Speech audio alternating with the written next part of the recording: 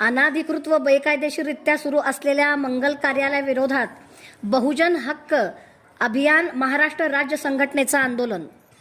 सोलापूर औद्योगिक विकास महामंडळाच्या हद्दीतील MIDC परिसरात अनाधिकृत व बेकायदेशीररित्या सुरू असलेल्या 7 मंगल कार्यालयाविरोधात बहुजन हक्क अभियान महाराष्ट्र राज्य संघटनेच्या वतीने बेमुदत निषेध आंदोलन करण्यात येत आहे. विनापरवाना बांधकाम सुरू करून असलेल्या दुस्सा इव्हेंट्स, सत्यविजय कन्व्हेक्शन्स, पद्मावती कन्व्हेक्शन्स, महालक्ष्मी बँक्वेट्स, बालाजी एटलॉट आणि चाटला या मंगल कार्यालयावर कारवाई करण्यासाठी वारंवार तक्रार करूनही संबंधित अधिकाऱ्याकडून दुर्लक्ष होत असल्याचा आरोप संघटनेने केला आहे.